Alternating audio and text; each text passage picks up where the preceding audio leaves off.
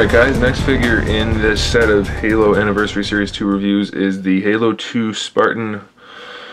The white Spartan with the blue accents. The blue accents are metallic, the white is not. Kind of strange looking. Don't really care for it, to be completely honest. I've used white and blue Spartans a lot in the games, but the way they did this one, I don't really care for it. The blue metallic looks weird against the flat white.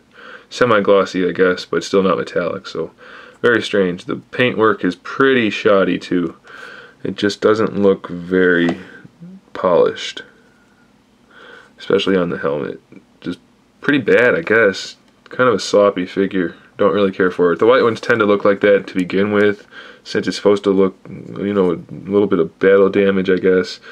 But it still ends up looking really dirty and not very good. Anyway, he comes with the right side of the UNSC insignia build-a thingy.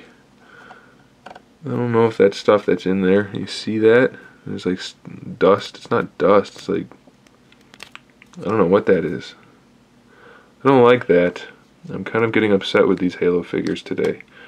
A lot of problems. Anyway, it comes with that. We'll look at that later. He comes with a battle rifle, which is nicely done. It's a little cheap looking. The handle and the trigger area are really not so great. Now maybe that's because they're trying to emphasize the lack of detail in Halo 2 compared to Reach in Halo 3. I don't know, but it's pretty square and boxy. That being said, the paint on it is pretty nice.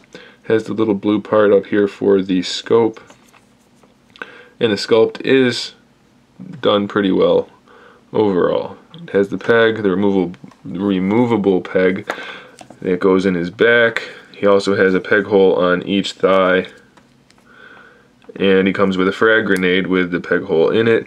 And he has the pegs built into his hips, but oh my goodness gracious, they're very long pegs he has. And if you look, the grenade, it'll fit on, but it only goes that far, so it looks pretty stupid. I don't care for that at all.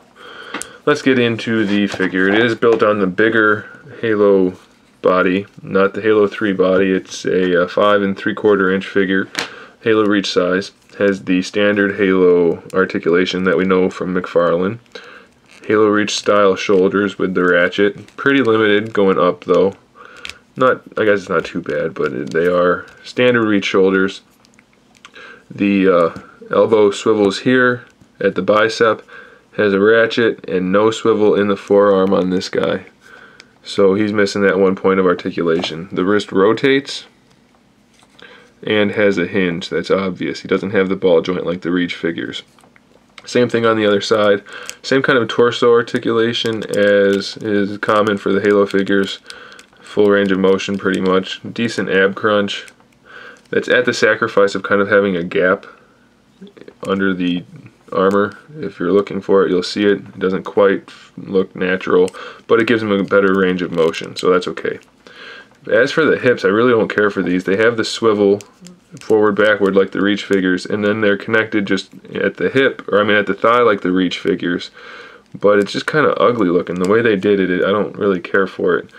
Gives them a weird overall shape, and it kind of puts the thigh armor kind of low on the leg, I think. And there's almost no horizontal movement, lateral movement. That's about it right there.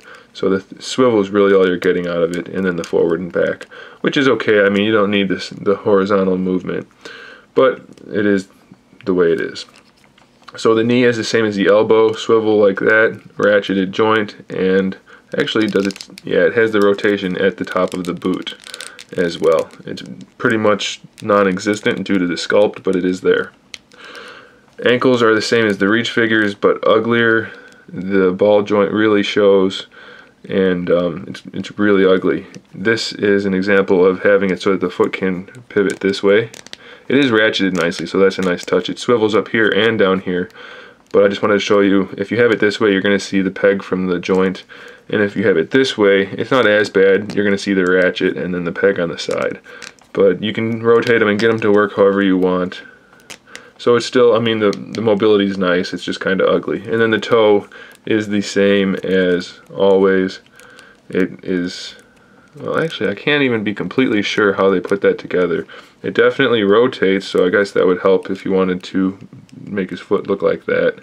And then it goes up a little bit too, but not a whole lot. I'm not exactly sure how they put that together, to be completely honest, but that's how it moves. So it's not a perfect figure, it's an okay figure.